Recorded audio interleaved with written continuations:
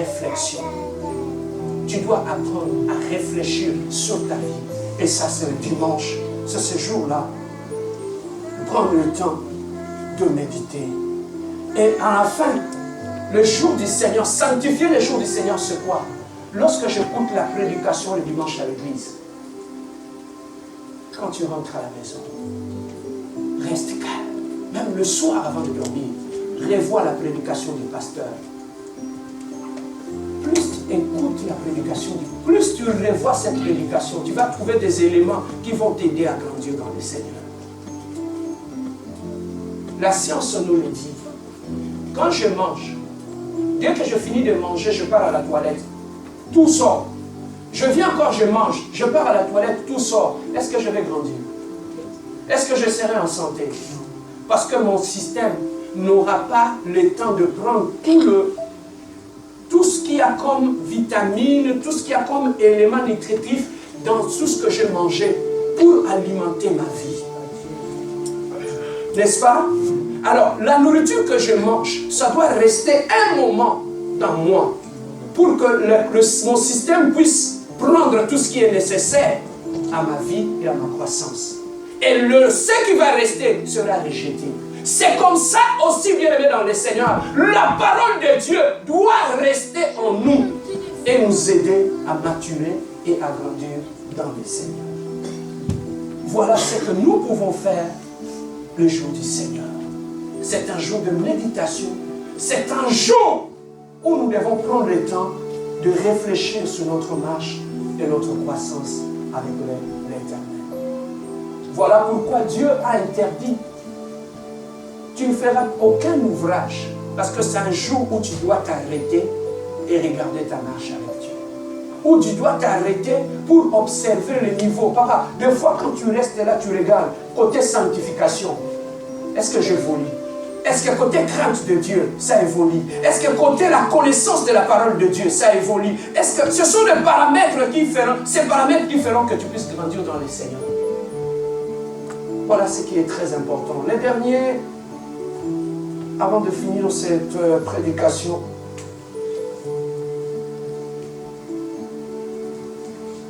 le quatrième commandement où on nous dit « Tu honoreras ton père et ta mère. »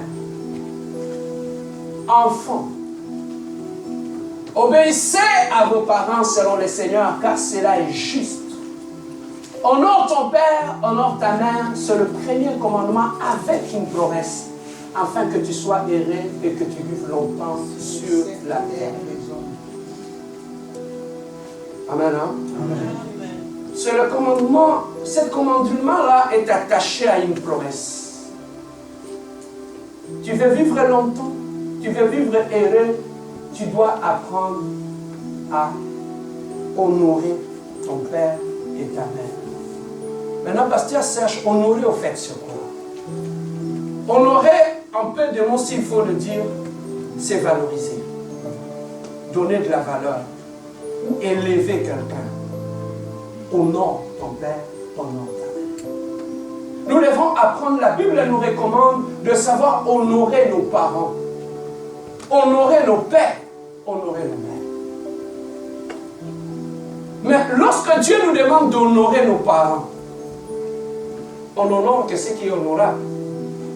Maintenant, nous, en tant que parents, nous devons aussi nous comporter de telle façon que les enfants puissent trouver une raison de nous honorer.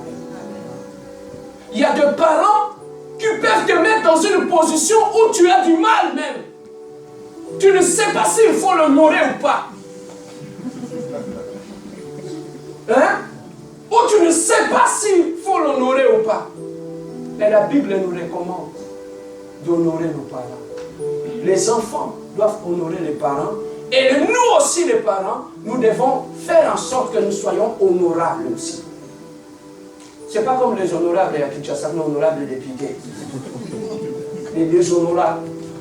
Mais Dieu nous demande d'honorer nos parents.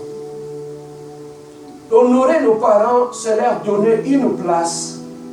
Honorer nos parents, c'est les élever, bien aimés.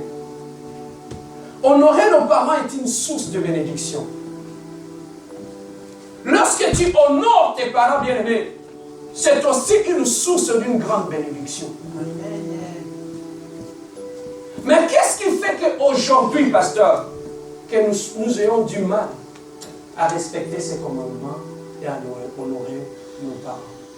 D'abord, la société dans laquelle nous vivons nous a imposé des réalités où, de plus en plus, les enfants ont du mal à honorer les parents.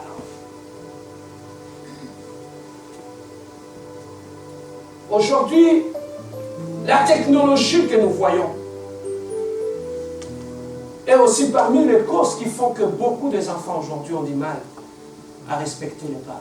Pourquoi? Parce qu'il sait qu'il va leur ramasser tout le conseil sur l'Internet.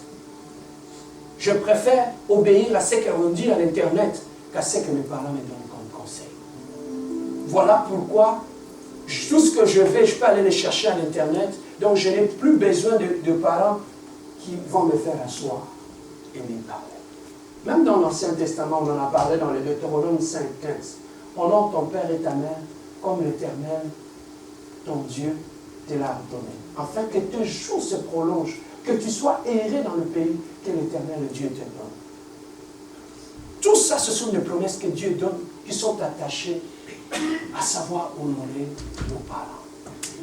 Savoir honorer nos parents dans nos vies. Dans la vie bien-aimée de tous les jours. Et parmi les choses dans la société actuelle qui empêchent les enfants à honorer les parents, entre autres c'est le divorce. Le divorce, Yaya, impose aux enfants d'aimer un parent et haïr l'autre. Voilà la réalité dans laquelle nous vivons. Et des fois même, à cause de divorce, c'est la maman elle-même qui impose à ses enfants de ne pas avoir du respect et de la considération vis-à-vis de leur père.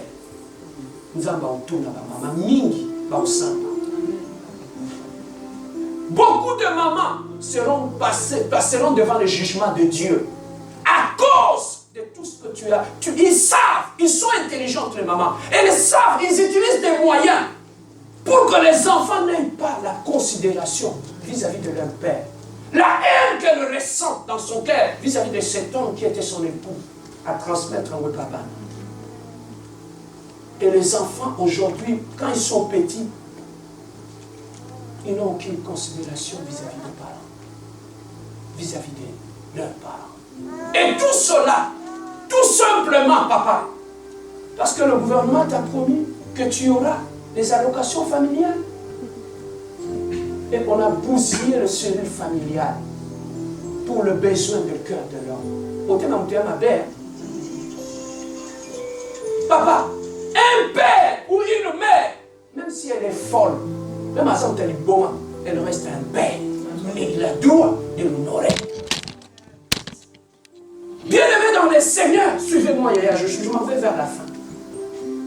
La société dans laquelle nous vivons nous pousse à désobéir à ses commandements. Et sans le savoir, Dieu a placé ses commandements comme une source de bénédiction dans la famille. On n'a pas besoin qu'on nous impose toujours le main dehors. Juste je suis dans la famille, j'honore mes parents. C'est une source de bénédiction pour moi. Mais pour que le diable nous empêche de jouir de cet avantage, d'être bénis dans la famille, il détruit cela. Et aujourd'hui, ce sont les enfants qui sont victimes. Aujourd'hui, ce sont les mamans elles-mêmes. J'ai eu mal. Une femme a eu 4 enfants avec son mari. À cause des allocations, il a poussé son mariage. Elle a élevé les enfants loin de leur père. Il ne voulait même pas qu'ils les approchent. Et un jour, elle a attendu que le père a eu un cancer. Il était dans le soin palliatif, sur le lit des malades. Il ne reconnaissait plus encore très bien les enfants. C'est à ce moment-là qu'elle ramasse les 3 enfants et les amène à l'hôpital. Allez dire au revoir à votre père. Mon client a mawatin. Allez dire au revoir à celui qui était votre père. Et qu'est-ce que ces enfants vont garder dans leur vie comme souvenir? Voilà pourquoi il y a des gens dans la vie, quand tu lui parles d'un père ou d'une mère, ils ne se retrouvent pas. Parce que dans sa vie, on lui a privé cet avantage-là d'avoir un père. Aujourd'hui, les enfants, s'ils n'obéissent pas à leur père, à leur mère, c'est parce qu'à cause de divorce, où la maman a rempli les enfants de la haine vis-à-vis d'un parent. Et les enfants ont grandi avec cette haine. Pourquoi? Parce qu'on les a inculqué cela dans leur vie. Papa, la location familiale peut acheter des baskets, peut acheter des cellulaires, peut acheter des habits. Mais non, ça n'achètera jamais, ça ne remplacera jamais un père dans la famille d'un enfant. Dieu vous jugera. Celui qui a fait en sorte qu'un enfant puisse naître entre un père et une mère, il n'était pas bête. Mais quand tu veux montrer à Dieu que je peux élever seul mes enfants sans cet homme, il y a un problème. Ça peut arriver que vous n'étiez pas entendu, les choses n'ont pas marché. Mais de grâce, ne privez pas ces enfants de la présence de leur mère ou de leur père. Il y a des hommes, il y a des femmes qui sont dans l'église. Il suffirait qu'il se chicane avec son mari. C'est pour faire asseoir les enfants. Comment il fait leur faire voir comment votre papa est un démon. J'ai vu une fille qui posait la question à sa maman. Maman, comment tu as fait pour aimer cet homme? Cet homme-là, c'est son père. Tu vois jusqu'à quel point on a suscité la haine dans le cœur de l'enfant, jusqu'à poser la question à sa maman. Comment tu as fait pour aimer cet homme? Les enfants ont grandi dans la haine. Et un enfant qui a grandi dans la haine dans sa famille, papa, le respect, savoir honorer ses parents, c'est une voie qui nous permet à savoir honorer notre personne aussi. Regardez très bien, les gens qui n'ont aucun respect vis-à-vis de leur famille, même dehors, ils ne respectent personne. Ils ne respectent personne. Le respect des autres commence dans nos familles. Quand on commence à respecter nos parents, c'est alors qu'on va commencer à respecter ceux qui sont dehors. Et là, parmi les causes, pour terminer, qui nous poussent à déshonorer nos parents, l'église, aujourd'hui, les sorciers, ce sont devenus nos parents. Il suffirait que ton père puisse commencer à faire l'Alzheimer. Il ne sait pas que le poids de l'âge peut aussi susciter d'autres réalités, d'autres maladies dans la vie d'un être humain. Et on compte la classe, ça bien. Mais qu'il y a dans l'église, il y a un problème. Pas dans la compassion.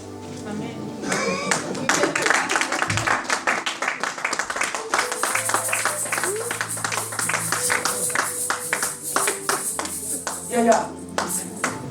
Non, Dieu est en train de me montrer que ton père, ta mère est une sorcière. Pasteur, mon père, ma mère est une sorcière, c'est bien. Je les aime et je vais prier pour eux. Amen. Amen. Amen. Maintenant, je me pose toujours la question de ma pasteur. Amen, c'est ça, c'est vrai. Amen. Hein? C'est vrai. Vous voyez que non, c'est vrai. Amen. Ça sont des escrocs, papa. Va dans la compassion. Regarde ton voisin, tu lui dis qu'habitant pour le camp.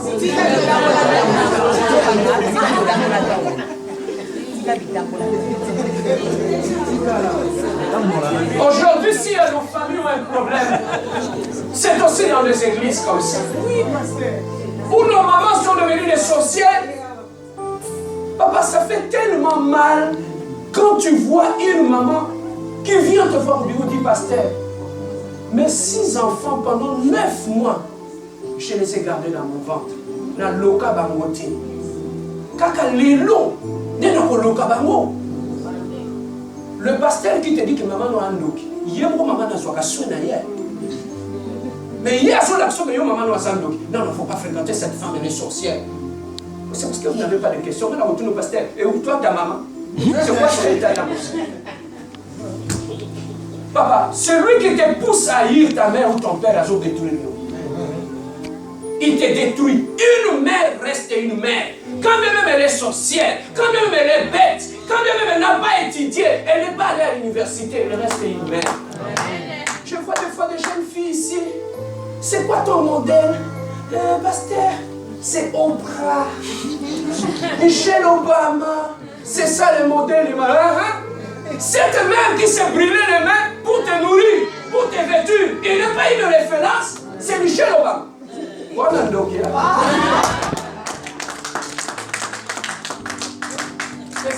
a été béni. Lèvons-nous, nous avons fini. Voilà pourquoi j'aime la compassion.